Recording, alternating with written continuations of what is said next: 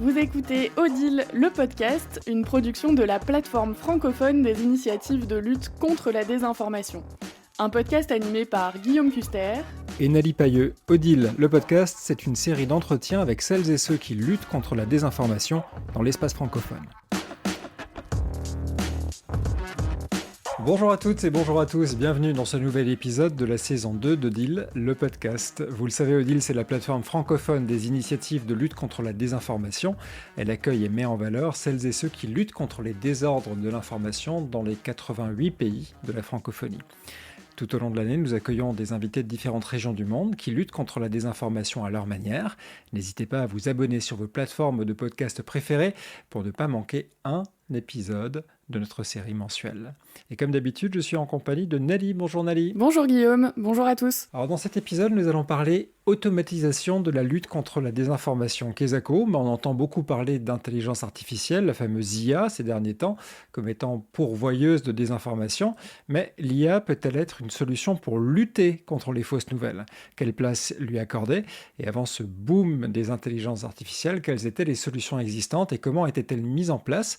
Nos trois invités avaient déjà exploré des solutions depuis quelques temps déjà, Nelly. Oui, effectivement, aujourd'hui, pour cette réflexion autour de l'automatisation de la lutte contre la désinformation, nous accueillons Alexis Delancer, des décrypteurs de Radio-Canada, que nous avions eu l'occasion d'entendre dans la dernière saison d'Odile le podcast pour présenter son travail.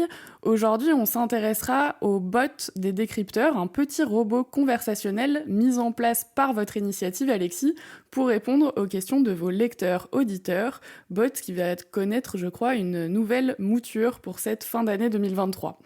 À vos côtés, Ludwig René Jean-Paul, vous êtes président de la commission recherche et développement du réseau des bloqueurs d'Haïti pour le projet Thomas.ht qui a changé de nom de domaine maintenant, qu'on mettra donc dans les notes d'épisode de ce podcast, mais qui est thomashaiti.org. Thomashaiti.org, c'est un petit robot aussi qui permet de vérifier la fiabilité d'une information trouvée sur Internet en exploitant des techniques de traitement automatique du langage naturel et en se basant sur une communauté de super validateurs. Vous aurez l'occasion de nous en parler tout à l'heure. Et pour compléter ce panel, nous avons Tidiani Togola, qui est fondateur et dirigeant de Tuwindi, une organisation de droit malien spécialisée dans les civic tech, dont l'objectif est de soutenir le développement socio-économique par l'éthique. Je vais commencer avec vous, Ludwig René. Est-ce que vous pouvez nous expliquer la mission du petit robot Thomas Haïti par le réseau des blogueurs d'Haïti, s'il vous plaît ? Oui, alors la mission est simple, c'est de nous aider à combattre, à vérifier les faits, je vais dire. Parce que pour un individu, d'aller vérifier systématiquement tous les faits, c'est un peu compliqué. Donc on s'est dit qu'on peut utiliser la technologie puisque ça va plus vite, puisqu'avec l'intelligence artificielle, il y a vraiment moyen d'automatiser certaines tâches. Et alors on s'est penché sur la branche de l'intelligence artificielle qui traite du traitement du langage. Et ça nous a servi à analyser un texte et à donner une note de fiabilité à un texte qu'on recevrait. Donc, comme j'aime surtout insister là-dessus, c'est que le robot ne va pas vous dire si l'information est vraie ou fausse, ça personne ne peut le faire, mais il va vous donner un taux de fiabilité par rapport à la source, par rapport au contenu et par rapport au style du texte. Et j'aurai peut-être l'occasion de détailler un peu plus, mais c'est ça que devra faire le robot, mais toujours en support à l'activité humaine. Il faudra quand même des humains pour l'aider à s'améliorer et pour vérifier, je veux dire, pour donner une note finale, je dirais, à l'information, est-ce que c'est vrai ou est-ce que c'est faux. Mais le robot pourra nous aider quand même dans cette tâche. Tidiani, Tuwindi mène plusieurs projets de monitoring, notamment des médias, des élections, et également sur le contrôle citoyen de la gouvernance Xensa. Est-ce que vous pouvez nous en dire un peu plus ? Merci beaucoup. Et alors, Tuwindi, comme vous l'avez si bien présenté, a mis en place un ensemble d'initiatives. D'abord, Xensa, qui était une initiative qu'on avait démarrée en 2016 et qui avait une composante de lutte contre la désinformation qu'on appelait le véritomètre. Donc, le véritomètre dont l'objectif était principalement de vérifier les discours des acteurs politiques et d'un certain nombre de leaders d'opinion. Et par la suite, à partir de 2019, le véritomètre a évolué en un outil totalement indépendant qu'on appelle Ouya. Alors, Ouya, ça signifie en bambara mensonge, ce qui n'est pas vrai.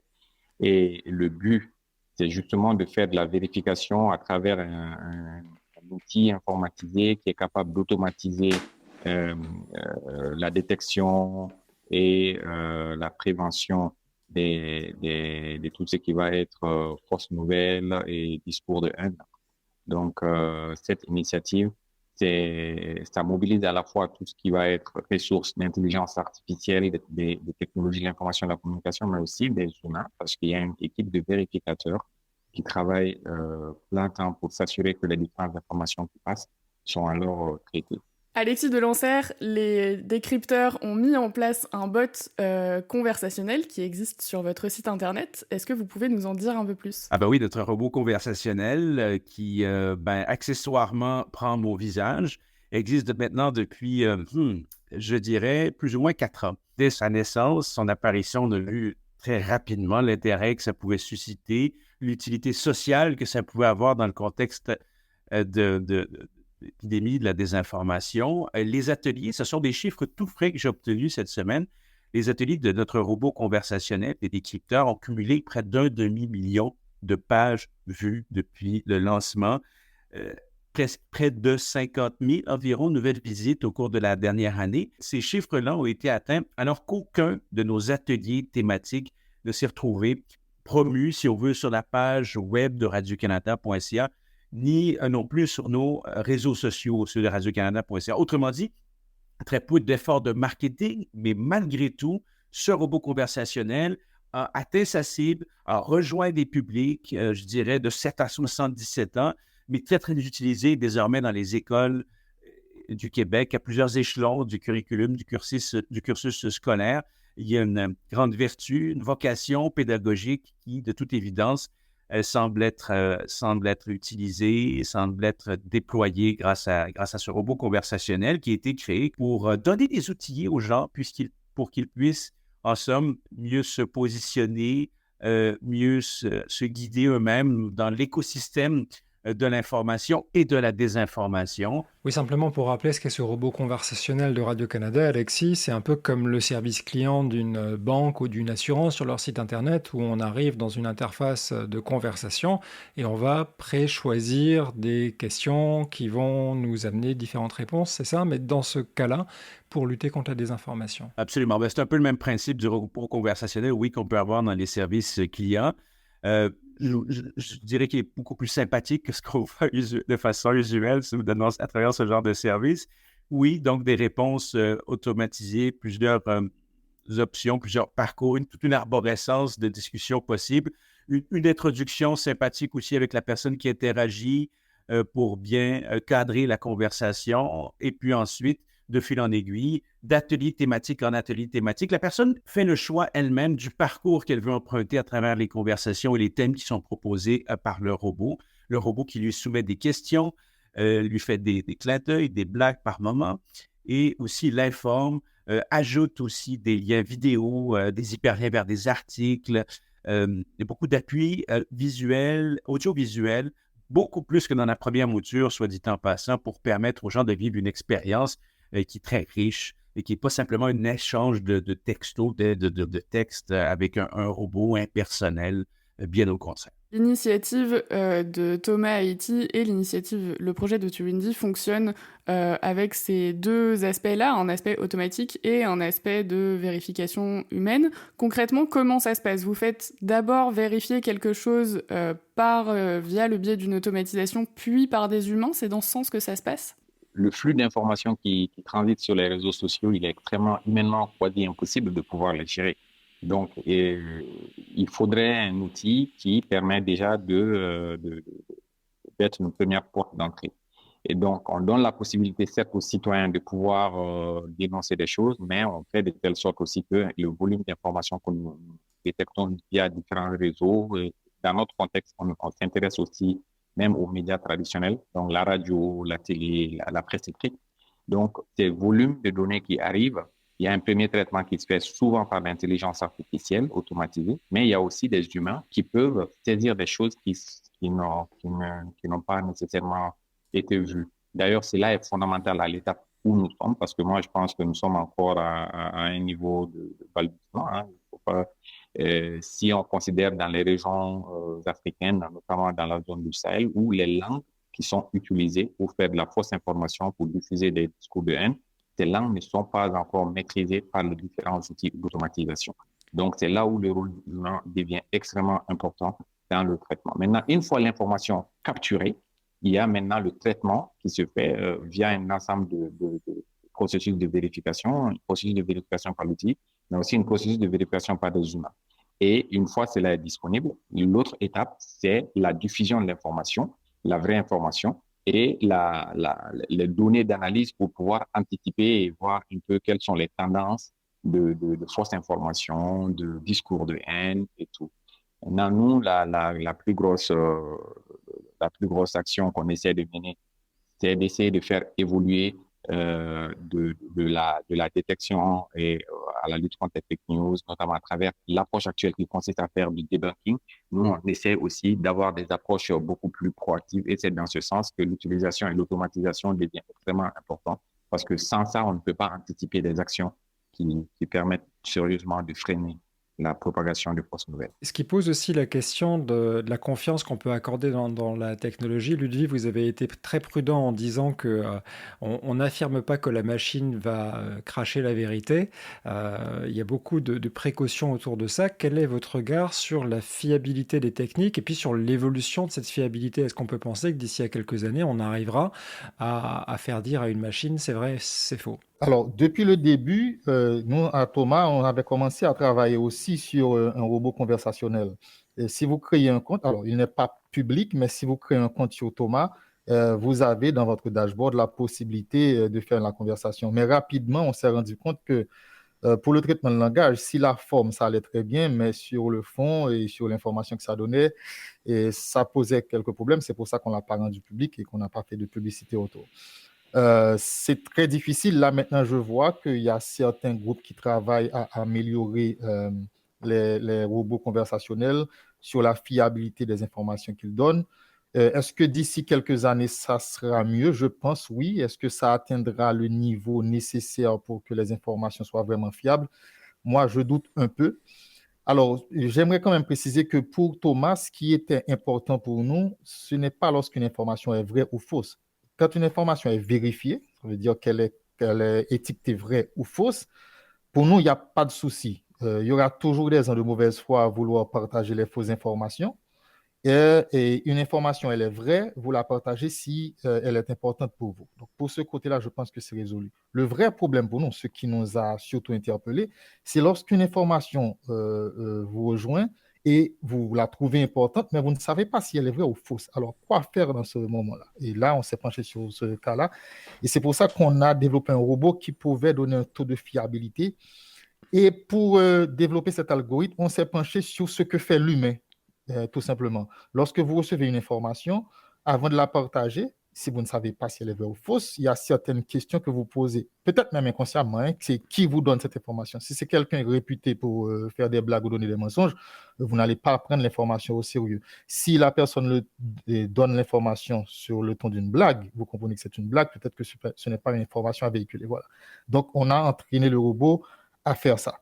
Maintenant, pour ce qu'est que le robot puisse se prononcer sur la vérité en elle-même, honnêtement, là, je vous donne mon sentiment personnel, je ne pense pas que ce soit quelque chose qu'on pourra atteindre un jour, parce que la vérité, elle n'est jamais absolue, à moins qu'on parle de faits, mais il y a tellement de parties interprétatives dans une information qui est véhiculée. Je pense qu'il faudra toujours vraiment l'apport humain pour que le robot soit utile dans la vérification des faits. Est-ce que vous pensez que, Ludwig, le fait de passer par un robot comme Thomas, ça contribue à renforcer la confiance du public? Est-ce que le public est plus susceptible de voir une information qui est délivrée par un robot Thomas qui apparaît plus neutre, entre guillemets, qu'une rédaction donnée? Alors, cette partie est très compliquée. Déjà, en Haïti, ceux qui étaient plus, je dirais, réticents à utiliser Thomas étaient les journalistes eux-mêmes. Ils n'avaient pas trop confiance dans un robot. Et le public, ça l'emballait. Sauf qu'à un certain moment, moi, j'ai remarqué que ce qui rendait difficile la lutte contre la désinformation, ce n'est pas la désinformation elle-même, mais c'est comment nous considérons les nouvelles qui nous arrivent.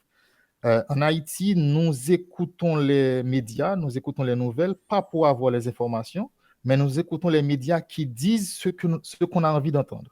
Par exemple, si un média est contre un groupe et contre lequel nous sommes aussi, nous allons écouter ce média, même si il se révèle en plusieurs fois que ce média donne des fausses informations. Donc, le média n'est pas sanctionné tout simplement parce qu'il va dans notre sens. Et ça rend vraiment compliqué le travail de ceux qui luttent contre la désinformation, parce que même si ça passe par Thomas ou par un journaliste, je dirais, éthique et qui confirme que telle information est fausse, mais cette information-là ne va pas s'arrêter de véhiculer parce que ceux qui véhiculent cette information se retrouvent dans le message qui est véhiculé parce que c'est contre tel ou tel groupe. Voilà. Et c'est le plus compliqué pour nous. Donc, la machine pourra atteindre un degré de perfection, mais le comportement des humains par rapport à leur intérêt dans ce qui est véhiculé posera toujours problème. Tidjani, est-ce que vous rejoignez Ludwig dans ce discours qui consiste à dire que les outils restent des outils et donc ont vocation à rester les assistants des humains malgré des évolutions techniques, ou est-ce qu'au contraire vous voyez une évolution technique qui va permettre de dire le blanc et le noir un jour? Moi, je partage l'avis de Ludovic, hein. C'est-à-dire que il est fondamental déjà que nous considérons un outil comme un outil, pas plus que ça, et que cela devrait contribuer dans la lutte, mais pas que cela devrait être le général qui doit donner les directives. Ça, c'est très important. Et alors moi, mon background, c'est technologie avant tout, hein. Donc, je pense que les outils vont continuer à perfectionner à mesure qu'on est capable de les entraîner et qu'on est capable de les permettre d'accéder à un ensemble de sources d'informations. Donc, ce qui va faciliter la gestion et la capacité de comparaison des faits pour pouvoir justement mesurer de la fiabilité d'une information qu'on aurait vue ou pour pouvoir mesurer le degré ou mesurer un certain nombre de risques. Mais cela reste encore, une fois de plus, des outils parce qu'on peut se trouver dans certains cas où l'outil va totalement passer à côté. Si on considère, par exemple, tout ce qui va être aspect culturel, par exemple, en Afrique de l'Ouest, au Mali, je pense, en Côte d'Ivoire, qui sont des pays où on a ce qu'on appelle le cousinage à plaisanterie, qu'on appelle le sananguin. Certaines des expressions qui peuvent être considérées comme un propos haineux ou qui peuvent être considérées comme diffamatoires sont en fait utilisées dans le cadre d'une sorte de cousinage à plaisanterie, de blague, qui est tout à fait normal et il faut être dans le contexte et comprendre ce que ça veut dire. Alors, est-ce qu'une intelligence artificielle va être capable d'avoir aussi une intelligence émotionnelle? Ça, c'est tout à fait des questions qu'il faudrait analyser et qui, à mon avis, ne sont pas prêts d'être réglées demain. Ça prendra vraiment un temps. Ça va prendre un temps. C'est pour ça que le rôle de l'humain doit être central, quel que soit le niveau, quel que soit l'avancée technologique qu'on aura opéré. Alexis Delancert, c'est étonnant parce que dans les ateliers qui existent aujourd'hui dans le bot conversationnel des décrypteurs, il y en a un qui s'appelle « Méfiez-vous des robots », alors qu'on parle justement à un robot. Qu'est-ce que vous avez voulu transmettre par là? On a voulu transmettre que des vecteurs importants de la désinformation sont les comptes automatisés, les actions concertées, automatisées à grande, petite, moyenne échelle à travers le monde. C'est important que les gens se familiarisent avec ça. Il n'y a pas tout le temps directement un être humain qui est le grand architecte d'une initiative de désinformation. Il y a par l'entremise de tout ça souvent des comptes automatisés. Alors, c'est de familiariser les gens à ce type de procédés, comment les reconnaître, comment les identifier, comment les déjouer, quels outils existent à notre portée pour naviguer à travers tout ça. Mais la base, c'est de faire la littératie numérique aussi. Et c'est d'expliquer que ce genre de phénomène d'outils existent pour des personnes aux intentions malveillantes. Ce qui nous amène à l'émergence des intelligences artificielles, puisque en parlant d'outils qui permettent de créer massivement de la désinformation ou peut-être de contrer la désinformation, on va vous demander à tous les trois votre avis là-dessus. Cette émergence de l'IA générative particulièrement a secoué vraiment l'écosystème informationnel. Est-ce que, à votre avis, Alexis de Lancer, l'IA aujourd'hui peut aider à lutter contre la désinformation de manière efficace? Ben, pas à ce stade-ci, je crois, de l'avancement de ces technologies. Je crois que c'est encore imparfait, je crois que c'est encore défaillant, je crois qu'il y a énormément de preuves à faire. Je crois que si on parle de ces technologies d'intelligence artificielle, je crois malheureusement que on y a une perte de contrôle en ce moment. Oui, on peut peut-être entretenir l'espoir qu'un jour, ça puisse permettre d'instaurer des outils de lutte contre la désinformation, mais c'est plutôt l'inverse qui se produit à notre sens, à nous, c'est-à-dire que c'est davantage devenu un outil supplémentaire pour les personnes qui veulent fomenter la désinformation. Le grand défi pour ces personnes, c'était créer du contenu par le passé. Et là, on voit que par des moyens très, très accessibles, ils sont capables de le faire à très peu de frais. Ça vient donc décupler l'offre en matière de désinformation. Et par la fait même, pour nous, c'est encore plus de boulot pour lutter contre ce phénomène. Alors, moi, je ne suis pas au stade de l'émerveillement, de se dire que c'est l'automatisation ou en tout cas l'intelligence artificielle, que ça va être une panacée pour nous. Le robot conversationnel est finalement la seule initiative qu'on a, nous, des crypteurs d'automatisation, si on veut, d'outils automatisés pour lutter contre la désinformation. Pour le reste, nous, on fait notre travail une semaine à la fois et puis de façon dans un cadre journalistique traditionnel. On en est là pour l'instant. Sur cette question de l'intelligence artificielle, Tidjani, est-ce que vous la voyez comme problématique parce qu'elle facilite la propagation de la désinformation, ou alors est-ce qu'elle peut, c'est l'autre côté de la pièce aussi, devenir une aide? Ou troisième solution, est-ce qu'on va être spectateur d'une bataille d'IA, celle aux mains des désinformateurs, celle aux mains des vérificateurs, et puis on regardera tout ça se passer gentiment? Je pense que il faut voir l'IA d'abord comme une opportunité. Autant c'est une opportunité pour ceux qui font de la désinformation, autant c'est une opportunité pour ceux qui luttent contre la désinformation. Maintenant, comment faire en sorte que l'IA ne joue pas un certain nombre de rôles? Nous, on s'est amusé à tester un certain nombre de comptes. Déjà, les fournisseurs d'IA essayent d'entraîner l'IA à éviter de dire certaines choses, à prendre certaines directions. Évidemment, je ne dis pas qu'on ne peut pas lui faire dire ça, on peut, mais c'est là où tout l'enjeu va être de travailler avec les fournisseurs de ces plateformes, de travailler aussi à entraîner l'IA.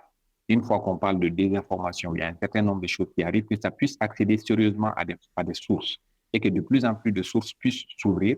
Je parle notamment souvent il y a beaucoup de sources ouvertes aujourd'hui qui existent, mais il faut que les sources s'ouvrent pour permettre de pouvoir rapidement comparer, vérifier un certain nombre de choses. Ça, c'est une première dimension. Mais une deuxième dimension, c'est clair qu'il va y avoir cette bataille qui ne peut pas être évitée et qui doit être livrée d'une manière ou d'une autre entre ceux qui vont utiliser l'IA pour continuer à propager de la fausse information et ceux qui l'utilisent pour lutter contre la désinformation.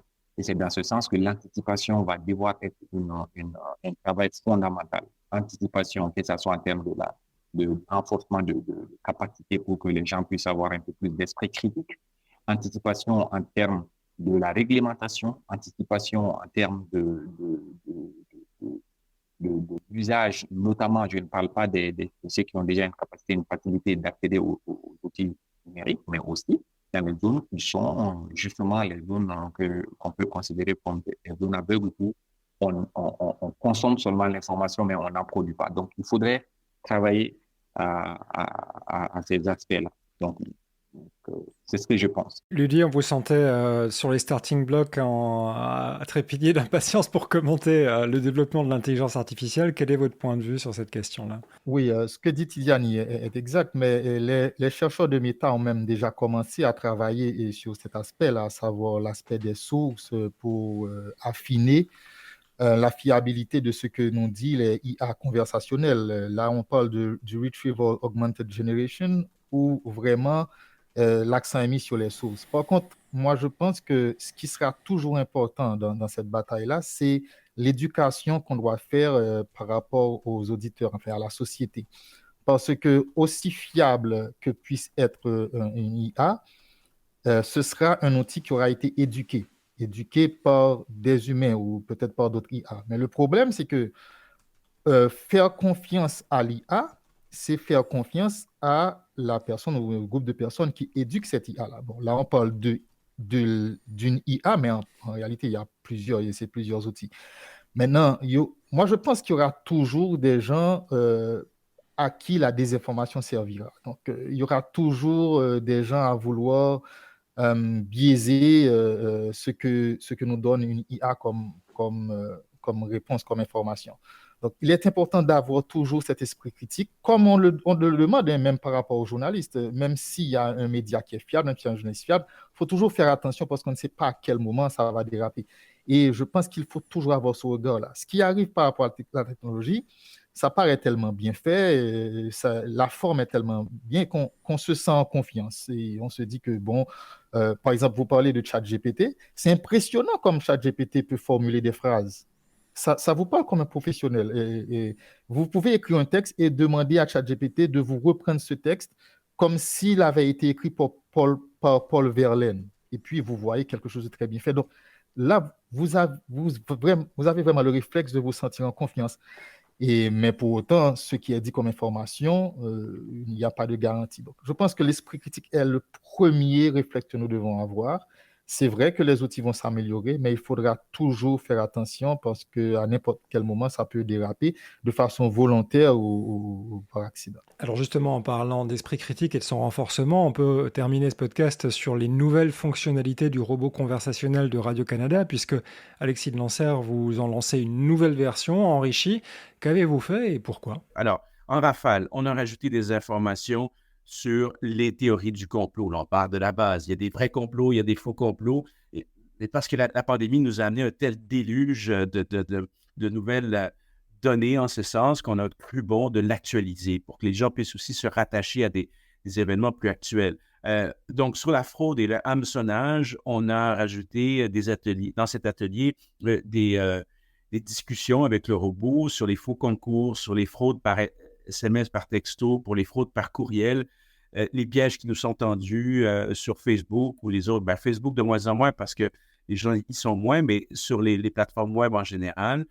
On a bonifié notre atelier sur les biais cognitifs. Ça, c'est crucial parce qu'à la base du fait qu'on puisse tomber dans les pièges comme c'est la désinformation, il y a des pièges des réflexes qu'on a en nous-mêmes de façon millénaire, séculaire, c'est-à-dire les biais cognitifs qui font en sorte qu'on a tous le germe de cette désinformation en nous. C'était important pour nous de bonifier un peu cet atelier-là, puisqu'on a continué à explorer au cours des dernières années cet aspect-là des choses. Et très important, on a rajouté un atelier sur la science, la pseudo-science. La pandémie nous a démontré à quel point il y avait, encore une fois, des lacunes ici quant à certaines connaissances fines sur le fonctionnement de la science, toute la notion de pré-publication, des pseudo-experts, les chiffres qui nous sont présentés sans contexte.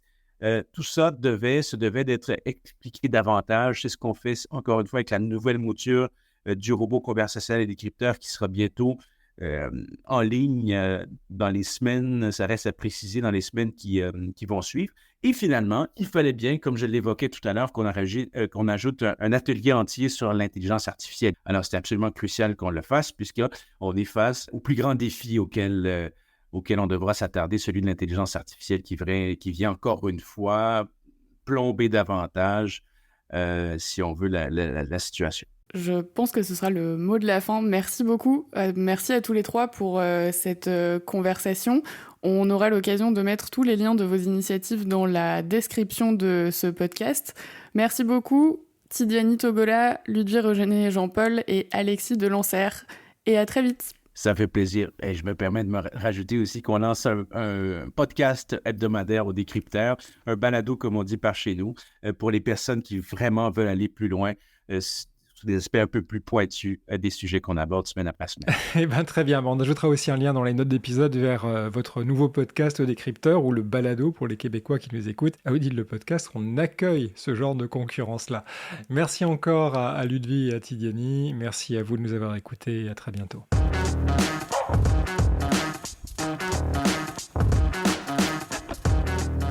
Merci de nous avoir suivis. Tous les épisodes sont disponibles dans votre lecteur de podcast favori.